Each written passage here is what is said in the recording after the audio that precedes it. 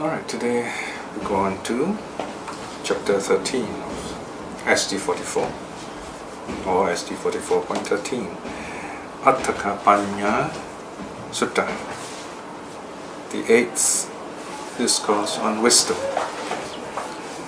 The sutta originally is a very short one, simply called Panya Sutta, but as you know, the name is quite common. So here we add a prefix to it, Attaka.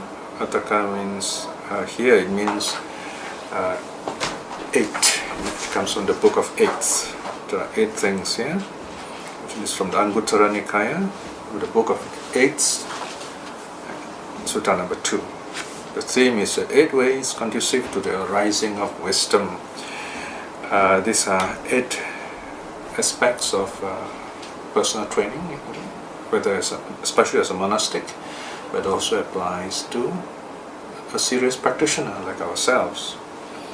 There are 8 aspects here taught by the Buddha, and very quickly these 8 factors conducive to the development of liberating wisdom. They are: number 1, tutelage; number 2 is inquiry; number 3 is the stilling or solitude of body and mind; the moral virtue; number 5 is wide learning or deep learning; and then number 6, industry; number 7, speaking the Dharma; and number 8, watching rise and fall. It is just keywords, and we're going to look at each of these in some detail in the sutta.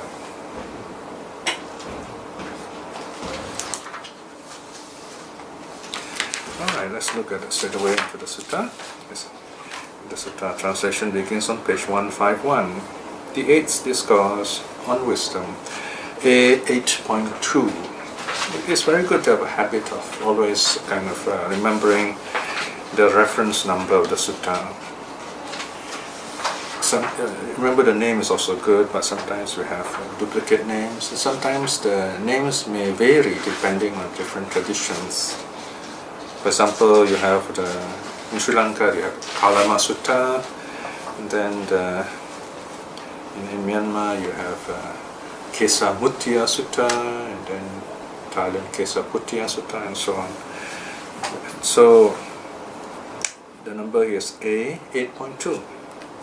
Bhikshus, there are these 8 reasons and conditions that conduce to the gaining of wisdom yet unattained, wisdom that is fundamental to the holy life.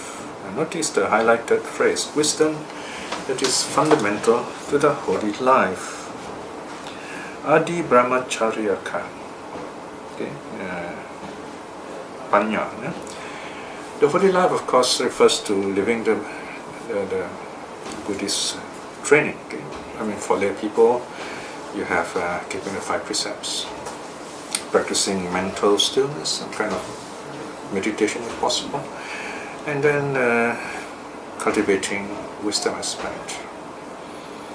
For monks, of course, they practice the monastic training with all the rules, and they have their own meditation, especially those leading to jhana, and both moral virtue and wisdom become the basis for liberating wisdom. So this is called the holy life, brahmacharya. Look at the word brahmacharya comes from Brahma. Brahma can mean perfect, or it can mean holy, if you like. It's an adjective here. Okay. Charya means living, conduct. So when we say brahmacharya, specifically it means a life of celibacy, living a celibate life of our own choice, in other words. Here, the idea is not that sex is bad or anything like that. The idea is we have decided to direct our energies towards a higher cultivation, to experience a higher joy, the joy of the mind on a mental level. So that's the monastic meaning. Of course, lay people can also voluntarily observe this rule if they choose to. Otherwise, we can take brahmacharya simply meaning the holy life of the Buddhist training that we that we take up. Any kind of commitment to spiritual practice. In the commentary even, for example, say that, I mean, you can practice your Buddhist life by way of practicing generosity, for example. So that's called Dana Brahmacharya and so on. Right, so in this sutta, the wisdom that is fundamental to the holy life, in other words, is we have to cultivate the third aspect of Buddhist training that will help us understand ourselves, to promote self-understanding so that we gradually liberate ourselves from suffering. The sutta continues, and when that wisdom is gained to making it more, making it abundant, and develop to fulfillment, right? So the idea is to build up this wisdom until we really kind of have breakthrough. We understand the nature of true reality, in other words, or to put it more simply, the nature of impermanence, unsatisfactoriness, and non-self. What are the 8? Okay, here the teaching begins. In this sutta there is no syllabus. The sutta straight away goes into the first item. Okay, section 2. Here bhikshus, among dwells independence of the teacher or one or other fellow brahmachari in the role of a teacher, toward whom he has a keen sense of moral shame and moral fear, love and respect. This bhikshus is the first reason and condition that conduces to the gaining of wisdom, yet unattained wisdom that is fundamental to the holy life. And when that wisdom is gained, to making it more, making it abundant, and develop to fulfillment. Okay. All right. Let's examine this first paragraph, or this first characteristic, first factor, because it's very important to have a good idea of the structure. Once you understand the structure of this first quality, the other 7 will kind of, they are like templates, and then you more or less have a good idea how the various other qualities fit in. The main quality here is dependence. So this is a kind of a technical term, a Vinaya technical term, but in the sutta, it just means the student should be with the teacher for a while and to study whatever that needs to be studied. So here we're talking about the full training, becoming a Buddhist follower, becoming a novice or a monk. You need to be fully trained. It's not like you read up a book or you go to the internet today and then you read something and then you can give a talk on Buddhism, or for that matter even teach meditation. As you know, there's so many kinds of commercialized secular meditation available today. But you will not get the full effect of the peace that the Buddha has taught us. So here, the word dependence, nisaya, it means to really commit yourself fully, body and mind, into the training. The reason is simple enough. Very often someone who comes for, say, who signs up to become a monk, or for that matter just to be a discipleship in other words, a person may have lots of difficulties, lots of problems, or maybe full of pride, and this becomes hindrances. Or we might have expectations, or we just simply lost. So that the teacher has to, in other words, deal with our personality first on the simple, well, maybe not so simple, emotional level. And this is the part where the teacher will have a keen eye. A good teacher will look at you, and the first thing he will do is establish some kind of spiritual friendship, a kind of connection, so that you feel comfortable with the teacher, and yet there's this respect. Notice the sutta says moral shame, moral fear. In other words, there is this social distance, this respect, and yet there's mention of love. a simple word, love. Here I think the Pali word is prema, which is actually worldly love. Here it means a sense of connection with this teacher, seeing him as you would another human being, but as a teacher, and respect. Respect means you accept this person as he is. He's a teacher, so you got to respect that position. So this is a completely human kind of relationship, beginning with this level, so to speak. And then there is a spiritual aspect, moral shame, moral fear. Moral shame here refers to something we would not do because we look up to this teacher, and we wouldn't want to shame his name or even shame ourselves. Moral fear refers to more in terms of karma, like am I doing the right thing? I should not be doing this because this is not right in terms of the precepts and so on. So this is a kind of very healthy kind of attitude towards the teacher, that of a learning attitude. So this is the first aspect, the emotional aspect, if you like. And sometimes the teacher may not teach you right away because he feels you're not ready. You have to learn to connect with others first. He might tell you to do simple things like cleaning the place or just doing some menial tasks. And slowly you begin to fit in, and then there will be instructions given. Then comes the wisdom aspect. And this nisaya, this training period, this tutelage, the minimum period according to Vinaya is 5 years. However, if the student is still not mature enough, still not able to learn everything, it may take much longer. Or if it's really slow, it might not. He should be able to teach you all his life even. So there are this kind of arrangement in the Vinaya. Of course, usually most students, they're intelligent enough that they spend this 5 years, and then after that they are good enough to go out and teach. And this aspect is very important, especially today. We have lots of people renounced in the world.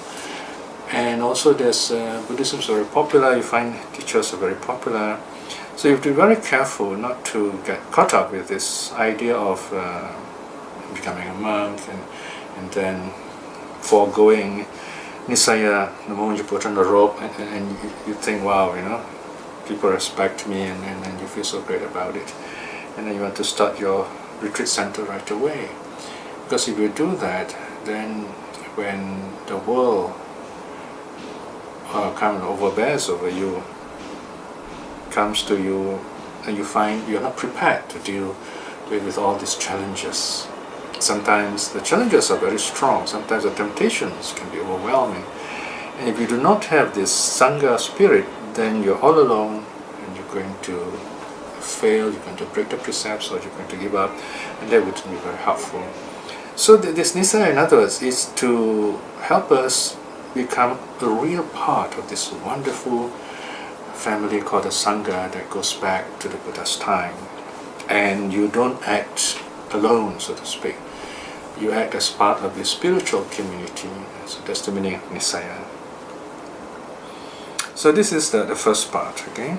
Now then the second quality, the Buddha continues, dwelling in dependence on the teacher or one of other fellow brahmacharis in the role of a teacher, toward whom he has keen sense of moral shame and moral fear, love and respect. So this is the first part. Yeah? Then he approaches him from time to time to question, counter-question him, or to ask, question him. Here the second quality is, what do you do with the teacher? You learn from the teacher, right? So you go up to him, question him again and again. How is this, Bhante? What is the meaning of this? Or what is the purpose of this? Those venerable ones then disclose the undisclosed, clarify what is unclear, removing doubt in the many things that are doubtful in him. Right? This pictures the second reason and condition that conduce to the gaining of wisdom, yet unattained, wisdom that is fundamental to the holy life. And when this wisdom is gained, to making it more, making it abundant, develop to fulfillment. Right? So here, you have a teacher. You don't just learn passively. You also, at the right time, ask helpful questions.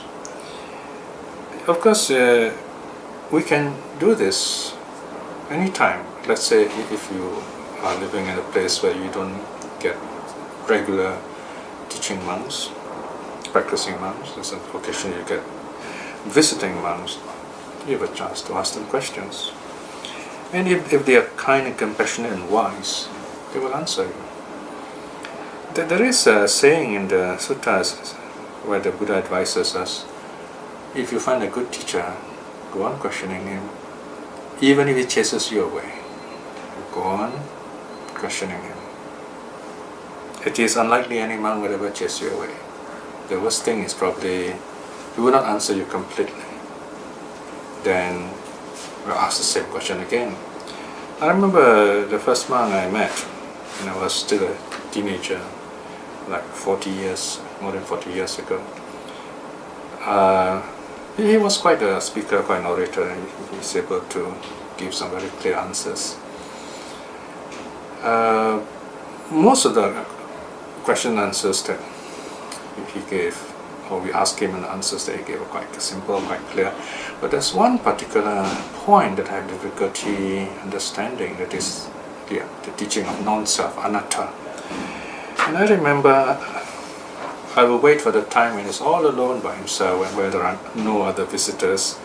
The reason for this is because when there are other visitors, they will kind of go down to small talk, and you find it's very difficult to ask serious questions. So I wait for the time when he's all alone, and of course kind of serve him with whatever drinks or things that he needs. So that's how you know, this is called the Sariputta approach, how Sariputta approached Asaji. If you want to learn, you have to serve the teacher. So I asked him the same question about non-self, I think 4 or 5 times. And every time he answers me, I remember his answers are not very short, they take at least 1 to 2 hours. I just asked him one question and I start talking 1 to 2 hours. So I have to be ready to make sure I'm there listening to him. And I have nothing else to do that day or that period. So those are very important early learning for me on such very difficult topics. Of course, there are also teachers who are not so forthcoming when you ask them questions. They will say, oh, it's very difficult, oh, you know, this and that. Because such teachers are not very helpful, might as well just avoid them. So there are helpful teachers and there are not so helpful teachers. But you should always be a good student, and that way wisdom will grow in you. Then your turn will come, people will come to you and ask questions, and then you try your best to answer them. So this is the second training or second factor in the building up of wisdom. The third is the key word here is upasaka. Upasaka has the same sense as viveka, meaning solitude, but here is a sense of also kind of stillness, body and mental stillness. So this third quality in section 4 reads, having heard the Dharma, he turns to 2 kinds of solitude, bodily solitude and mental solitude. Okay, this is the third condition. So notice there's a sequence here. You have a teacher, you question the teacher, and after listening to the Dharma, you practice solitude of body and mind. Solitude of the body refers to keeping the precepts. Keeping the precepts means keeping your body and speech in order, cultivating your body. And once the precepts help you in that way, then you don't feel remorseful, you don't feel trouble breaking the precepts and so on. And if you do this well enough, then you are said to be bhavita kaya. Bhavita kaya means cultivated in body. Then the next one is mental solitude.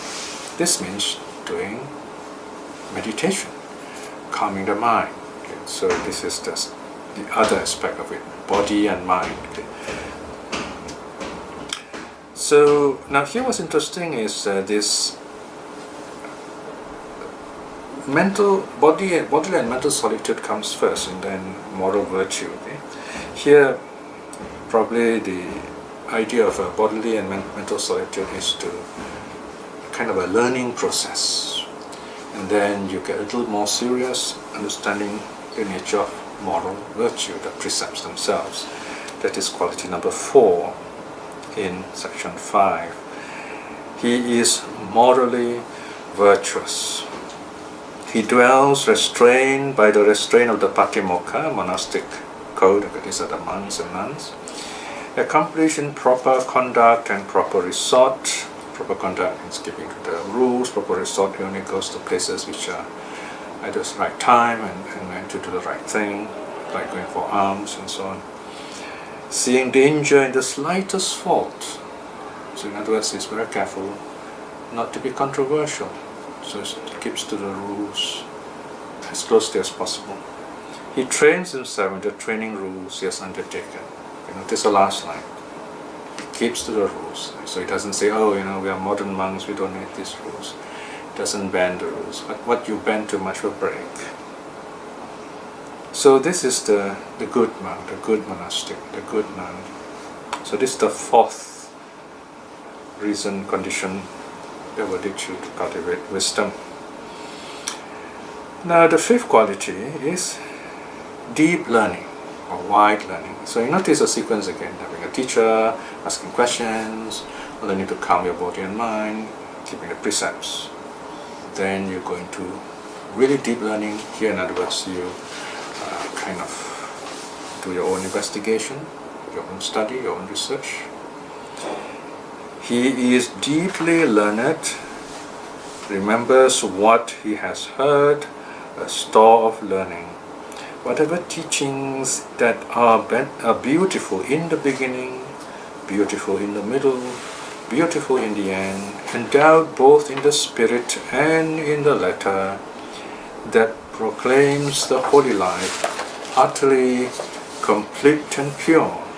In such a Dharma, he is deeply learned, remembers it, makes it verbally, masters it verbally, investigates it mentally, well penetrates it by seeing, by right view. It is the 5th quality that he cultivates. Notice here there's no mention about worldly learning. So here the monk does not take up worldly learning and all this, become a scholar. And it's not really, that's not for a monk to do. Usually it is best for a person to master the academic training or this MA, PhD as a lay person.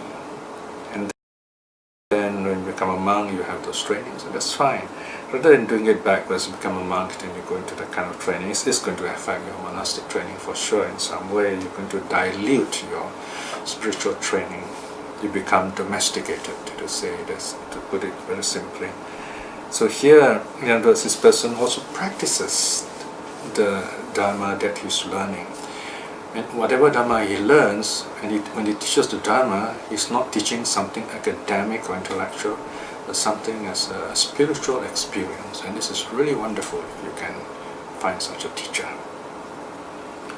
For one reason is there are many good scholars today, scholars of Buddhism who are lay people, really qualified. And they are really helpful people if you listen to them. Many of them are also serious practitioners.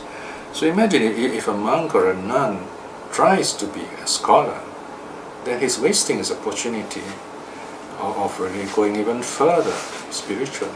So he has to really make up his mind, understand the true significance of renunciation.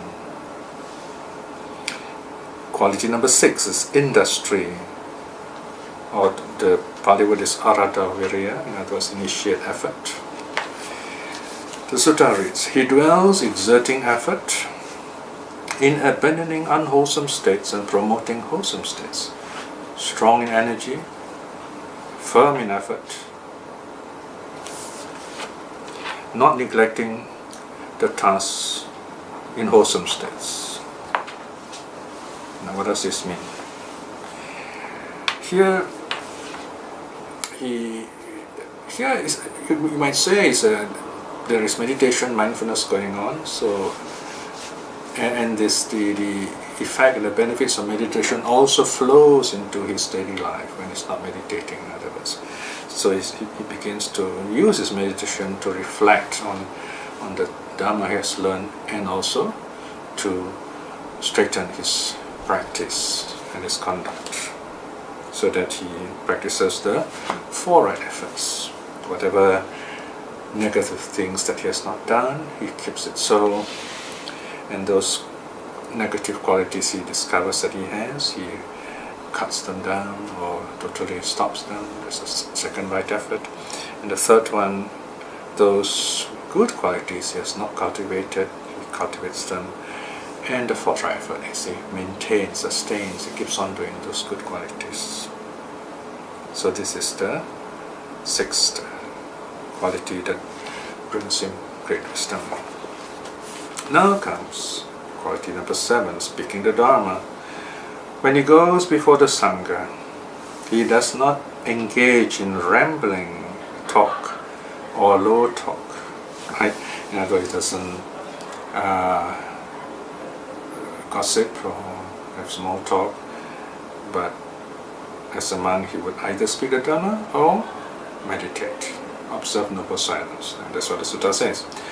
Either he himself speaks the Dharma, or he requests someone else to do so, or he breaks not the noble silence. Here noble silence has two meanings. One is he keeps very calm, very quiet, or he goes to meditation. This is the real purpose of monkhood, or when we are in retreat. So this is the 7th quality. And now the last quality, watching rise and fall. He dwells observing rising and falling in the 5 aggregates of clinging thus. This is form. This is the arising of form. This is the passing away of form. Right? So, in other words, here, for example, he watches the breath. The breath is part of form, part of the body. So he says, okay, breath coming in, and then the breath is going out. Okay. And then this is feeling. This is arising of feeling. This is passing away of feeling. Right? This is how he's feeling pain, joy, rising, falling, coming, going. This is perception. This is the arising of perception. This is the passing away of perception. These are formations. This is the arising of formations. This is the passing away of formations. This is consciousness. This is the arising of consciousness. This is the passing away of consciousness. How do you reflect on consciousness? It's, for example, when we are looking at something, just be aware of how we are looking, and how we turn away, and the image is gone. So in other words, here we see the 5 aggregates as a kind of the impermanence of the 5 aggregates, rise and fall. Okay. So these are the 8 practices. So notice there's no mention of deep jhana and so on. Right? So here, in other words, here is a very simple, basic practice which all monastics and, to a great extent, lay practitioners also practice, watching the rise and fall, which is another way of talking about the perception of impermanence. In other words, from my understanding of the suttas, this kind of practice leads to at least stream winning. By watching impermanence, perception of impermanence, you reach at least stream winning, and that's good enough in the spiritual life because you're on the way to arahathood within 7 lives. Now, in the next section, the closing section, is all these 8 qualities are repeated, but with one difference. The Buddha says, if a monastic has all these 8 qualities, then his fellow monastics, brothers and sisters in the Dharma, would respect him because of these 8 qualities. His tutelage is well respected. His fellow brahmacharis will say, this person has kept the nisaya, the training. His inquiry is well received. Say, wow, this person, this monk or this nun often inquires, asks good questions in the Dharma. His stillness or his solitude is well received, right? So he's calm and peaceful. His virtue is well received, he's morally upright. His learning is well received, because we know this person, this monk is deeply learned. His industry is well received. I mean, people know him as having a reputation of being very industrious in his practice. His Dhamma talk is well received because he talks spiritually, something worth remembering, very helpful. And his meditation, his mindfulness is also well received. And then the sutta closes with the Buddha saying, these bhikshus are the 8 reasons and conditions that conduce to the gaining of wisdom, yet unattained, wisdom that is fundamental to the holy life. So this is the wisdom that every monastic renunciant needs to cultivate. And by extension, we also, as lay practitioners, should cultivate to be truly Buddhist on our own level.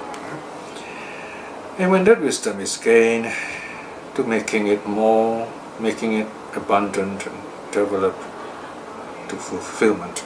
Now this last line shows that, as I mentioned earlier, this whole process, whole teaching here, only leads to stream winning. So the Buddha says, well, if you have cultivated this kind of wisdom, then you build it up, bring it to fulfillment. Bringing it to fulfillment means to attain arahathood. So in other words, that you're going to practice deeper jhanas, and then you're going to build up your practice and attain once return, non-return, even arahathood. So these 8 trainings are worth remembering, and especially for a renunciant, for a monastic, but for a layperson it's also worth remembering, so that we know why we become Buddhists and Buddhist practitioners. Number 1 is to make sure we spend some time as students learning. We may not have a particular teacher, but we should have a kind of a desire to learn, like Rahula.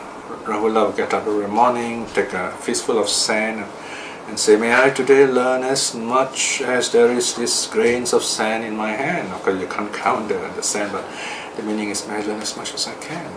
And Rahula is declared by the monk reciters to be the one who really desires, the foremost of those monks who desire learning. And that's a really wonderful way of becoming a spiritual person. And inquiring, asking questions, the right kind of questions, keeping your body and mind calm, practicing solitude occasionally, spending time with yourself at the right time. Moral virtue, keeping the precepts well and meaningfully. Wide learning the Dhamma, trying to understand in every aspect of it. Industry in practicing the Dhamma in your own way. Speaking the Dhamma whenever you can. Right? As we learn, we will teach. As we teach, we will learn the Dhamma that way. And then finally, never neglecting your meditation, your mindfulness, watching rise and fall of things around you, things inside you. And that way, in no time you attain spiritual liberation, especially stream winning, in this life itself. So now let us close with a short reflection. Today we have another wonderful reminder from the Buddha on the 8 aspects, or 8 qualities that we should cultivate as lay practitioners, as renunciants. His teachings are still present with us, so we should not neglect such teachings and be lost in other more worldly and later teachings which are full of stories and imagination. And these are the teachings that are very basic, that we need to know first. Without this teaching, our whole Buddhist practice might become shaky. Now that these teachings are still with us, we should master them as well as possible through our study, our practice and our realization. Reflecting in this way is wonderful good karma. By the power of such good karma, may we be well and happy in this life itself. May we aspire to attain at least stream winning in this life itself. In this moment of peace, may all those who have been kind to us, our teachers especially, be well and happy. And all those near and dear to us to be well and happy. May all those people working for the Dharma, may all those seeking the Dharma to be well and happy. And may we send our loving kindness to all the other people, even those whom the Dharma have not touched, that they may see the truth and beauty of the Dharma and be liberated in this life itself. May all beings be well and happy. Sadhu, sadhu, sadhu.